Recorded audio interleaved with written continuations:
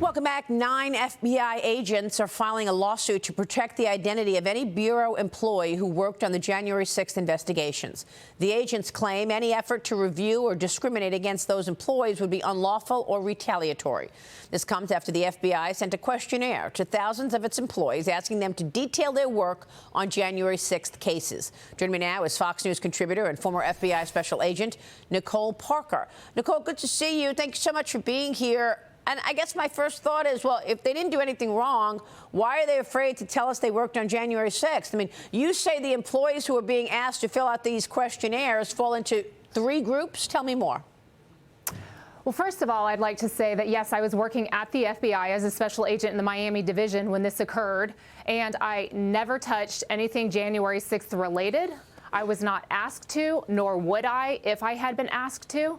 And so I just want to put that out there. There are many individuals, they're saying to the tune of about 5,000 people that as of right now are on this list. And again, this is open source. That's a very large number of FBI employees. It's not just agents, but it also includes support staff. But I think that there are 3 groups of people at the FBI right now. There are those in group number 1, they never touched January 6th, they were never asked to, or if they were asked to, they said, you know, I'm not comfortable doing that, or I don't feel that this is right, or, you know, something of that nature. Group number 2 are individuals that were asked to conduct January 6th investigations, and frankly, they didn't feel exactly comfortable with it. They almost did it begrudgingly, but they did it because that's their duty and that's what they were asked to do. And that's, you know, you follow your chain of command. You're told to do something, and so therefore you follow what you're supposed to do. Group number 3 are individuals that were asked to, and it seems that they almost embraced the opportunity to do so. They were very enthusiastic about working this investigation. And I think it's the last 2 groups that it's important to notice the distinction between those. But I think when you are an FBI agent, the most important thing is that you take an oath and you are sworn to protect the American people and uphold the Constitution in a fair and unbiased manner. And Maria, I think there were many individuals at the FBI who saw what was happening on this January 6th investigation, and they noticed that it definitely was unprecedented because, first of all, the FBI has never been in the business of conducting misdemeanor investigations. That's just not really what the FBI does. And out of all of the individuals that were charged, they were predominantly misdemeanors. So again, that causes red alarms and, you know, red flags to go off in people's minds. Secondly, this was a very politically charged investigation. They were literally investigating supporters of a certain political figure. Right. And again, that is unprecedented in FBI history as well. And so that's what gave pause to many employees to say, you know what, I'm not so certain about how this is going. But remember, this was being driven by Merrick Garland. He was pushing down these commands from DOJ to Christopher Wray, who acquiesced and said, OK, we're on board. We're going to do this. And they were very proud that this was the largest ever investigation in DOJ and FBI history. Unbelievable. I was a witness to the 9/11 terrorist attacks.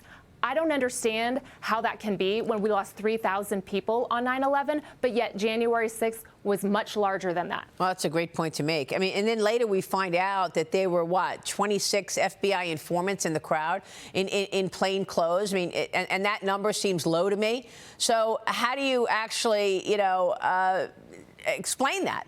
Why were there FBI agents or informants, whatever you call it, in the crowd making believe they were Trump supporters?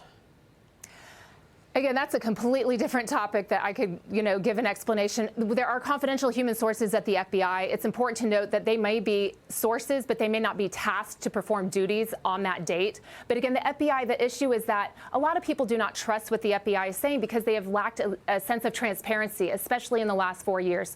And so, unfortunately, the trust in the FBI is at an all-time low, but that's because there has been a lack of transparency. I know that we've talked about the pipe bombs that were set, and there have been no answers to that, really, as to what happened. And now we're finding out that the FBI said, you know, data that was received from different, you know, telephone companies was quote, corrupted. Yeah.